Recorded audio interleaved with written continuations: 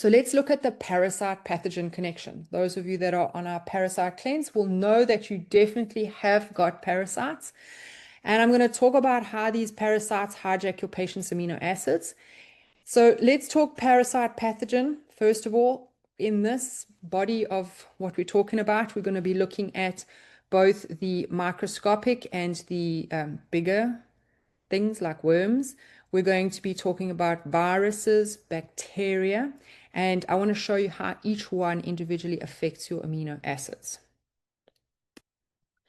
So parasites are definitely amino acid thieves. Let me explain. We've got the arginine auxotrophs. These are parasites that cannot survive without stealing. And they literally cannot make arginine themselves. So if there is no arginine, the parasite is dead, but we can't live without arginine. So let's have a look at Leishmania, which is one of the ones that are out there. This is quite fascinating to see how the body, well, not how the body, but how the pathogen has actually evolved. It actually upregulates the host's arginase enzyme to increase arginine availability. It hijacks your own enzyme to make more of what it needs. You, the host, can suffer, but it is going to take every single bit of your arginine that it can.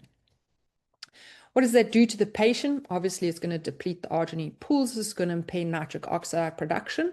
So nitric oxide actually fights the parasite, and it's the body's defense. It reduces the T cell function, and it causes muscle wasting. Toxoplasma gondii, 30 to 50% of humans are infected with this. And this means that they cannot, this particular parasite cannot synthesize arginine. So it manipulates the host cell's arginine transporters, which chronic infection will lead to chronic arginine depletion. So what are you going to see in your clients? Fatigue, muscle weakness, neurological symptoms. Your Giardia lamblia, which is your classic traveler's diarrhea, it is arginine dependent for growth, but it causes severe intestinal damage, which not only in itself is a bad thing, but it's going to lead to malabsorption of your amino acids. So it's a double hit where it steals the arginine and prevents the absorption of amino acids from food.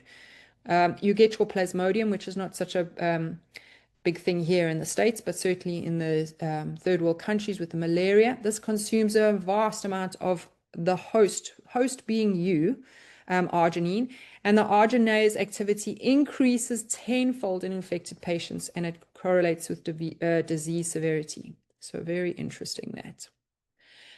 On the amino acid of tryptophan, the immune parasite battleground here, Toxoplasma gondii again. This is where the host immune system, so our body, depletes tryptophan as a defense mechanism, because it says, well, if we can not give this parasite the actual tryptophan, then it will die. Well, the problem is that it's starved. The problem is that the actual parasite has learned to evolve resistance to tryptophan depletion. So the body is now not giving it any tryptophan. It's going, well, whatever you're giving me is enough, but the host is actually suffering because it doesn't have the tryptophan. So you're going to get obviously severe depleted tryptophan, low serotonin production, and depression, anxiety, sleep disturbances. And these are the mystery psychiatric symptoms in chronic parasitic infections. Quite regular to see this. Other parasites of note, Trichomonas, this completes for tryptophan as well. They develop mood disorders and sleep issues, and often misdiagnosed as just depression.